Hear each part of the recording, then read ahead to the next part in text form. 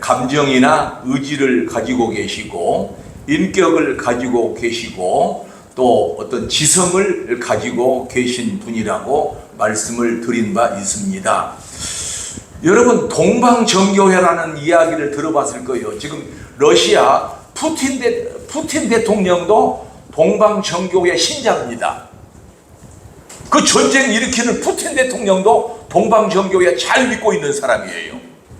그런데 그 동방정교회는 이 성령님을 어떻게 생각하고 있냐면은 성부 하나님과 성자 예수님을 이어주는 어떤 그 끈으로 생각을 한다는 거예요. 또 가톨릭도 그래요. 천주교에서도 성령님을 성자 예수님, 성부 하나님에게서 나왔다, 이렇게 나온 것으로 이거 확실히 달라요. 예?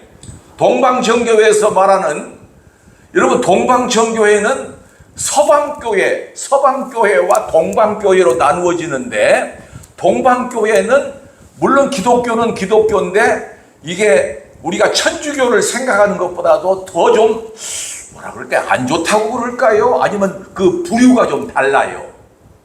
그 푸틴 대통령이 그 한겨울에 얼음을 깨고 거기 아래 들어갔다가 나왔다고 하니 이것도 그 자기 동방정교회의 일종의 의식이라는 거예요. 우리는 그러지 않죠. 않는데 저는 그때 푸틴 대통령이 뭐 아주 그 굉장히 강하고 저렇게 얼음물 속에서도 들어갔다 나왔다 하는 것이 저렇게 체력이 좋다는 것을 나타내는 줄 알았더니 나중에 봤더니 그게 아니라 동방정교회의 의식이라는 거예요.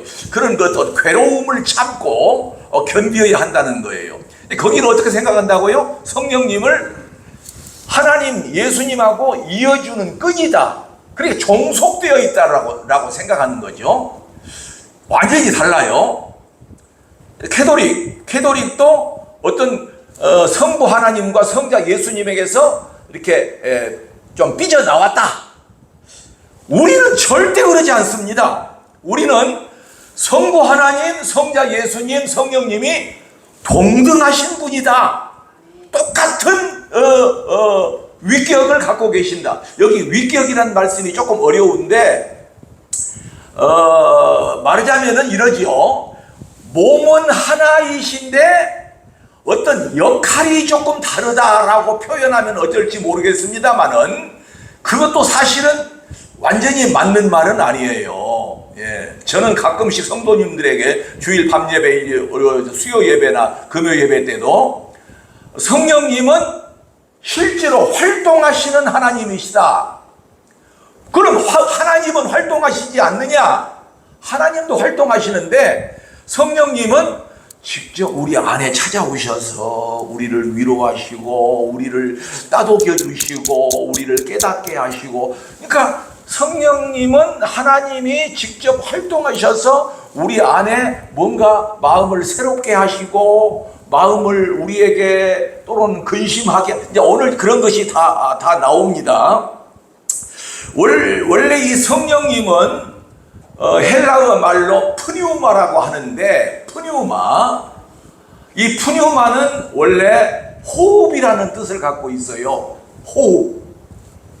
그 호흡은 하나님께서 진흙으로 우리 인간을 창조하시고 나서 훅 하고 바람을 불어 넣으셨다는 말씀이요. 또 예수님께서 문이 닫혔는데 제자들에게 오시사 숨을 훅 내쉬사 성령을 받으라, 이렇게 말씀하셨단 말씀이요. 그 숨을 내쉬는 그 숨이 바로 성령이라는 거죠.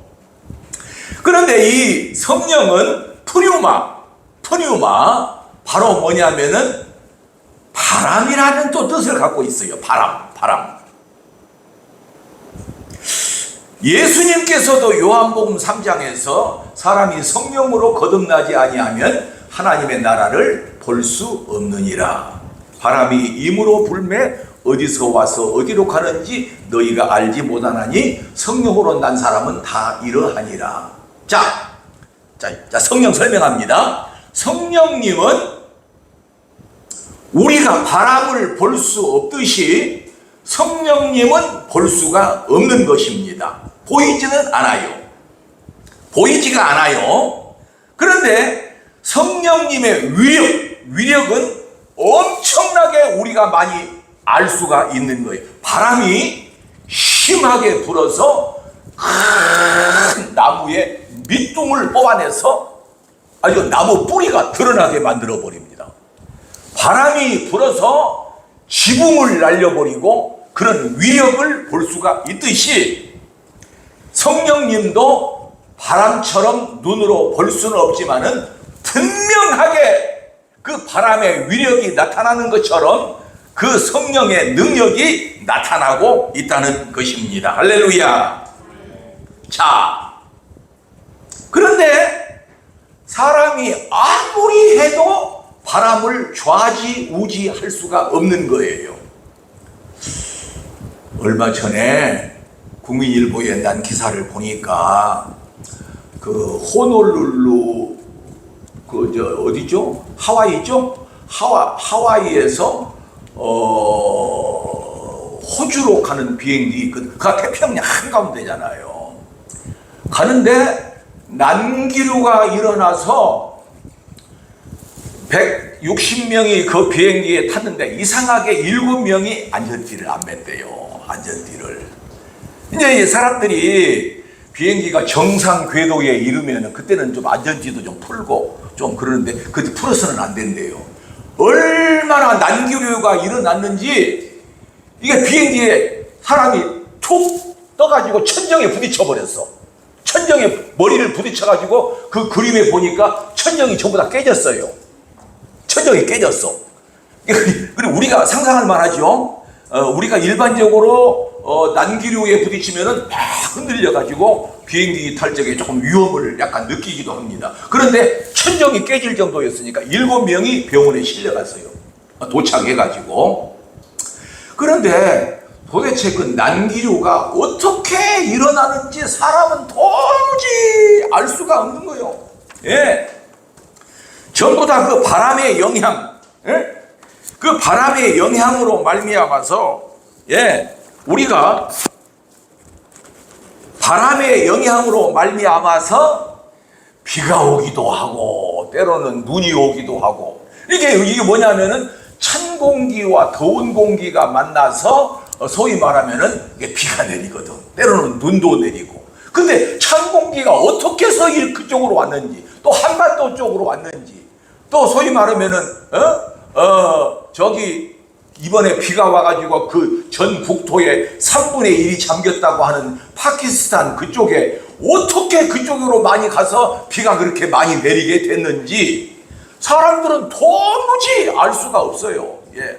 바람이 도대체 어떻게 역사하는지 사람은 그냥 그렇게 비가 내리면 비가 오는가 보다 하고 비를 맞는 수밖에 없지 그걸 어떻게 이끌어갈 수가 없다는 말씀이에요. 그러므로 성령도 하나님 우리가 성령을 이끌어낸다든지 어떤 사람은 그런 사람이 있어요. 자기가 성령을 막 끌어내서 성령께서 이렇게 하시도록 막 만들고 정말 그거 이단입니다. 여러분 성령을 자기가 좌지우지 할 수가 없는 거예요. 우리는 성령님의 순종하고 복종해야 되는 거예요. 할렐루야. 그렇게 만들어졌어요. 우리는 성령님의 그저 순종할 따름이에요. 예. 우리는 성령님을 이끌어낸다거나 성령님께서 하시도록 우리가 이렇게 뭔가 만들어낸다거나 그러니까 우리는 성령님을 자꾸 사모해야 되는 거예요. 할렐루야. 성령님이 임하시옵소서. 우리는 수동적이에요. 성령님을 받는 거예요. 성령님께서 그 주권적으로 그 사람에게 임하시기도 하고 그 사람을 변화시키기도 하고 그 사람을 거듭나게도 하고 말하자면 그렇게 하시는 거예요. 할렐루야. 그러면은 오늘 성령님께서 성도에게 하시는 일에 대해서 8가지로 제가 준비를 해봤습니다. 자, 성령님께서는 우리 성도에게 어떻게 일하시는가? 몇 가지라고요? 8가지로 제가 저도 많이 준비했어요. 성경 이곳저곳을 찾아보고 주석도 많이 보고 어쩐지 여러분 우리가 이 세상을 살아가다 보면은 때로는 곤고한 일을 만나고 너무 힘들고 고통스럽고 여러 가지 어려운 일들이 많이 우리에게 부닥치지요. 우리가 예수를 믿는 하나님의 자녀로서 하나님의 삶을 살아가면서도 이거 왜 이럴까? 왜 나는 이렇게 힘들까? 여러분, 그런 생각을 안 하는 사람이 한 사람도 없다는 거예요. 예. 그럴 때에 이 성령님께서 어떻게 역사하시는가, 이거를 성도들에게 좀 밝게 가르쳐 줬으면 좋겠다. 그래서 결국은 성경에 나오는 대로 하나님의 말씀 속에서 말씀으로 풀어야지, 다른 이상한 소리를 한다거나 뭐 성령 불받으라, 성령이 뭔 이상한 힘이나 어떤 뭐 태양열이나 뭐 전기 같은 뭔 이상한 신비한 것으로만 생각하고 있다면 그건 이단입니다. 그건 잘못 생각한 거예요. 성령님은 그렇게 임하시지를 않아요. 예, 사람들은 대부분 신비한 것을 좋아해요. 뭐 신비한 역사가 일어나고 그러면은 뭐 성령이 저렇게 역사했다 그러는데 그러지 않아요. 자, 오늘 성령에 대해서 8가지를 살펴보겠는데, 아까 그 본문 한번 다시 보여줘 보세요. 예, 본문. 예, 처음에 본문 있죠? 그 전에 본문. 네. 본문이 왜 본문이 없을 수는 없겠죠? 예. 그렇죠. 여기 본문이죠. 8절. 이제 이 7절에 보면은 내가 떠나는 것이 너의 유익이라, 내가 떠나가지 아니하면은 성령이 그대로 있을 것이요, 떠나가면 내가 그를 너희에게로 보내리니 그가 와서 죄에 대하여 의에 대하여 심판에 대하여 세상을 책망하시리라. 할렐루야. 세상을 왜 책망하실까요? 사람들이 의에 대하여, 죄에 대하여, 심판에 대하여 하나님의 의를 알지 못하고 죄를 범하도 죄를 짓는지를 못하고 세상 속에서만 세상이 제일이라고 그곳에서 사는 것을 사람들은 알지를 못할 때에 성령께서 뭐 하신다고요? 책망하신다고요. 여러분, 책망은 좋지 않는 거겠죠? 사람이 책망을 많이 받으면은요, 의기소침하고 어쩐지 좀 힘을 잃어버리고 낙심나고 그래요. 자, 아까 이제 책망, 첫 번째 책망 한번 봅시다. 예, 책망. 예, 책망. 우리를 깨닫게 하신다는 거예요. 자, 아까 이것이 본문입니다. 요한복음 16장 8절 같이 읽읍시다. 시작. 그가 와서 죄에 대하여, 의에 대하여, 심판에 대하여 세상을 책망하리라. 아멘. 책망을 사람들이 좋아하지는 않아요. 그러나 사도행전에 보면, 사도행전 2장 37절에 보면은요, 베드로의 설교를 들은 사랑하는 그 많은 백성들이 뭐라고 하냐면은, 마음에 찔려서 형제들아 우리가 어찌할꼬, 형제들아 우리가 어찌할꼬. 그래서 그 사람들이 변화를 받습니다. 하나님의 말씀을 받습니다. 사랑하는 성도 여러분, 이 세상에 책망 없이 살아가는 사람이 있을까요? 자녀가 부모에게 책망 안 받는 자녀 혹시 있을까요? 없습니다.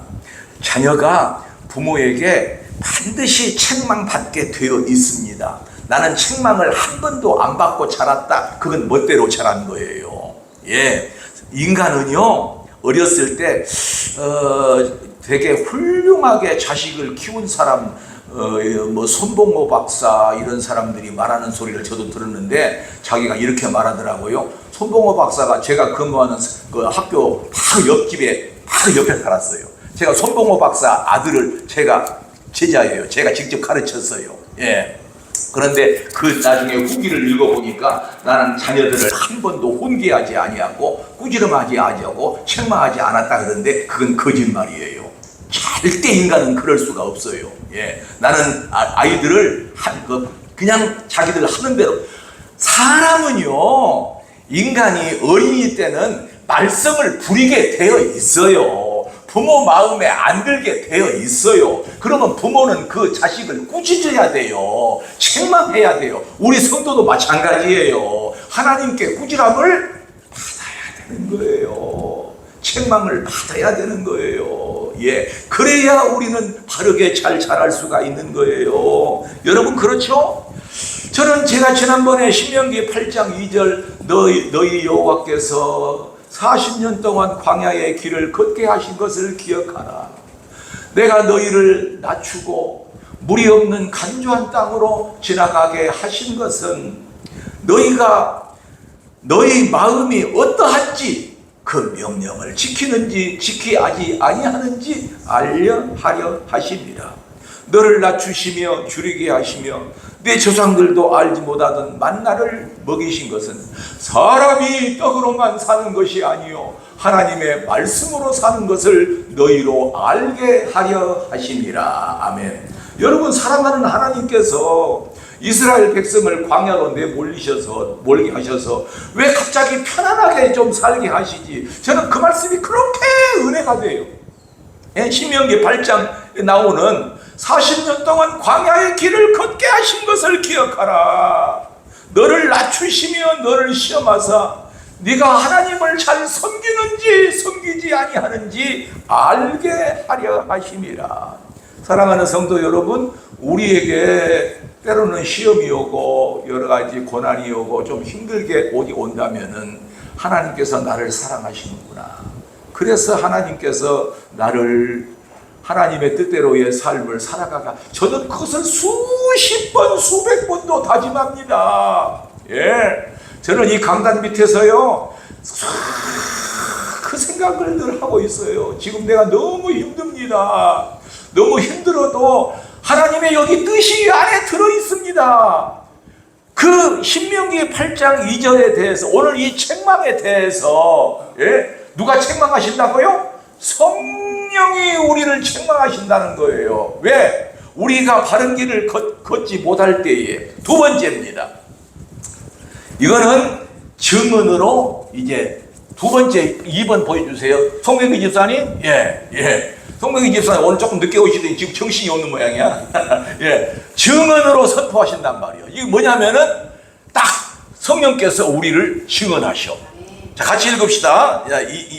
하나님의 말씀이 성령이 시작. 성령이 친히 우리의 영과 더불어 우리가 하나님의 자녀인 것을 증언하시나니.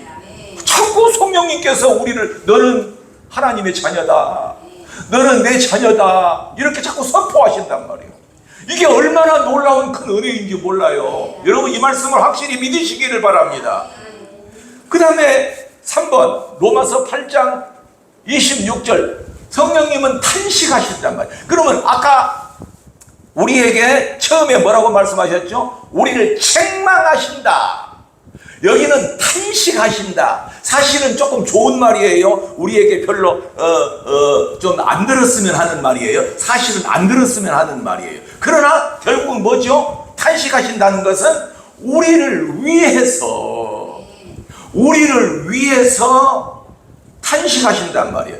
우리 하나님의 말씀이니까 같이 읽읍시다. 그가 와서 시작. 그가 와서 죄에 대하여 의에 대하여 심판에 대하여 세상을 책망하리라. 아멘. 잠깐만.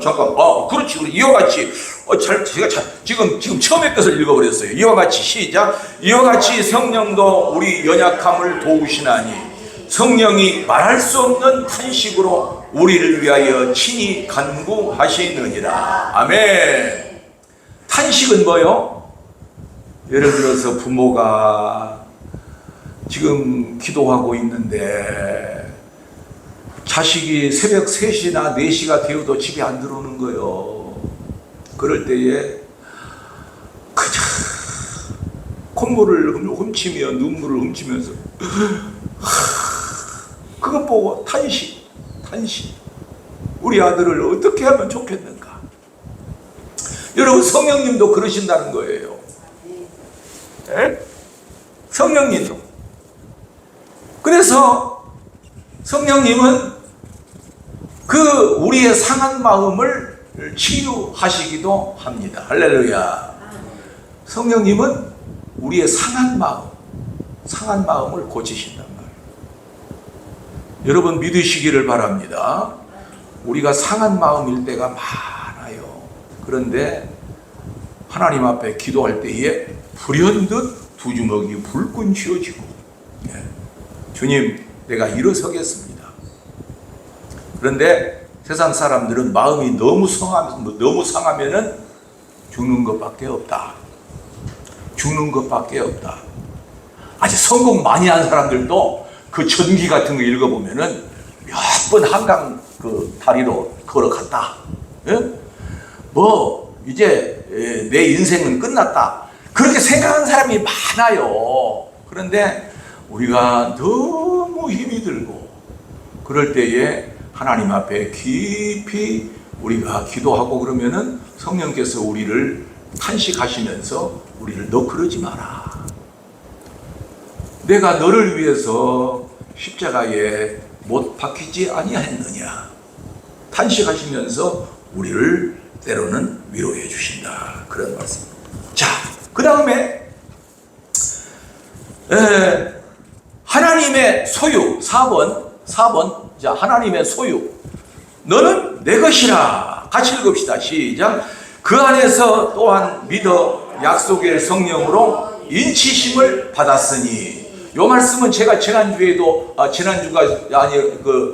지난주에는 맥주감사주일이요. 그 전에도 많이 말씀을 드렸죠. 너는 내 것이라고 새 불 도장으로 해서 탁 찍어주셨다 그 말이에요. 예.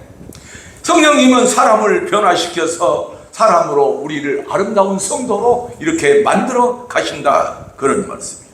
그 다음에 5번째로 우리를 위로하심. 곤궁한 삶과 피치 못할 사정으로 우리가 끙끙 앓고 있을 때에 우리를 위로해 주신다 그런 말씀이에요. 사도행전 9장 31절 같이 읽읍시다. 주를 경외함과 성령의 위로로 진행하여 수가 더 많아지니라. 성령은 위로하시는 분입니다. 여러분, 위로하시는 분이에요. 그러니까 성령이라고 하는 뜻이 바로 위로자, 상담자, 도움자, 혹은 친구, 혹은 선생님, 도움자, 그 전부 다 그 뜻이 뭐예요? 전부 우리를 이렇게 이끌어 주시고, 우리가 상심하지 않게 하시고, 우리를 낙심하지 않게 하시고, 늘 그러신단 말씀이에요. 그러니까 성령님은 인격자라고 제가 드린 말씀이 있죠. 성령은 무슨 신비한 현상이나 그래서 어떤 놀라운 어떤 힘이나 그렇게 생각하면 안 된다는 거죠. 사람이 인격자라고 한다는 얘기는 무슨 얘기냐면은 그 사람이 뭔가 사람 되는 가치를 그 사람이 갖고 있으려면은 그 사람이 예의 범절도 좀 바르게 갖춰주고 있어야지. 그 다음에 국민의 그 의무인 남자 같으면 군대를 갔다 와야 되고, 또 초등학교, 지금은 중학교까지 의무 교육이니까 그 교육을 받아야 되고, 또 늘 사람들에게 무례하게 하지 말아야 되고, 그것이 사람에 대한 조건 아니에요? 사람이 갖춰야 돼. 성령님을 그렇게 인격자라고 하는 이야기는 무슨 얘기냐면은 성령님은 모든 감정도 갖고 계시고 때로는 슬퍼하시고 우리 사람의 마음, 인격자, 사람 됨됨이를 갖고 있으려면은 어떠한 삶을 살아야 되는가, 그것처럼 성령님도 꼭 그런 마음을 갖고 계신다는 거예요. 자, 성령님은 위로하심가, 성령님은 우리를 위로해 주시는 것이고, 그 다음에 6번째로 성령님은 때로는 근심도 하시고 슬퍼하신다는 겁니다. 같이 읽읍시다. 에베소서 4장 30절 시작. 하나님의 성령을 근심하게 하지 말라. 아하! 성령님은 근심도 하시는구나. 여러분, 성령님이 근심하세요?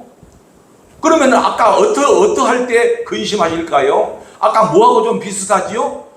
우리가 기도할 바를 알지 못하나 성령께서 말할 수 없는 탄식으로 우리를 위하여 친히 간구하시느니라. 로마서 8장 26절 그 말씀하고 비슷하지요? 에베소서 4장 30절 하나님의 성령을 근심하게 하지 말라. 그 말씀은 성령님께서 인격자이시기 때문에 우리가 하나님의 뜻으로 살아가지 아니하고 세상으로만 나아갈 때에 성령님은 근심하시고 때로는 슬퍼하시고 우리가 하나님의 말씀을 불순종하고 죄악된 생활로 살아가려고 할 때에 성령님은 근심하신다는 것입니다. 일곱 번째로 누구든지 성령으로 아니하고는 누구든지 예수를 주시라 할 수 없느니라. 주님을 호칭하게 만들어요. 우리를 주여 나의 주님 이거는 다른 사람이 할 수가 없다는 거예요. 할렐루야. 자, 고린도전서 12장 3절 같이 읽읍시다. 시작. 또 성령으로 아니하고는 누구든지 예수를 주시라 할 수 없느니라. 아멘. 여러분, 예수를 안 믿는 사람은, 하나님의 자녀는 절대 주님 찾아오셨네 모시어 드리세 주님 약속하신 말씀 위에서 주 안에 있는 나에게 주를 앙모하는 자 올라가, 그 찬송을 부를 수가 없는 것입니다. 여러분, 예수 안 믿는 사람은 주님, 십자가, 예수, 갈보리, 하나님, 그 소리가, 그 단어가 들어가면은 절대 못 부릅니다. 예수 안 믿는 사람이 결혼식장에서 성경 말씀에 나오는 것을 내가 한 번인가 두 번인가 딱 들은 적이 있는데, 어떤 사람이 예수 안 믿는 사람인데 무슨 노래를 부르냐면은 사랑은 언제나 오래 참고, 그 예수 안 믿는 사람이고 신랑 신부도 예수 안 믿고 주례자도 예수 안 믿는 사람이에요. 노래 부른 사람도 내가 보니까 예수 안 믿는 사람이에요. 그런데 그것이 고린도전서 13장인데 거기는 주님이라는 말이 한 번도 안 나오고 예수도 없고, 그 안에 자기는 그 사랑을 뭘로 생각했냐면은 자식이 부모님을 사랑하는 것, 아내가 남편을 사랑하는 것, 남편이 아내를 사랑하는 것, 그래야 남편하고 아내하고 오래 참아야 그것이 진정한 사랑이지 자꾸 부부싸움 하면 되겠는가? 그래서 사랑은 언제나 오래 참고 사랑은 언제나 온유하며, 온유해야지. 요 말씀이 얼마나 딱 맞는지 모릅니다. 여러분, 예수 안 믿는 사람은 절대 주님을 주님이라고 할 수가 없어요. 특히 방송국에 종사하는 사람들 꼭 그때 하나님께 영광, 제발 그 말은 하지 말아라. 제발 그 말. 그러면 시청률이 떨어진다. 그런데 축구선수, 옛날에 이영무 선수 할렐루야 축구단 자꾸 장단 한 골 집어넣으면 주여, 무릎 꿇고 주여, 그거 제발 하지 말아라. 이게 왜냐하면 사탄의 종속이기 때문에 그래요. 성령님을 회방하는 사람들이기 때문에 그래요. 지금도 그럽니다. 지금도 그래요. 마지막입니다. 여러분, 이제 성령은 우리의 선생님이 되시고 우리의 상담자가 되시고 우리의 조언자가 되시는 것입니다. 같이 읽읍시다. 요한복음 14장 26절 시작.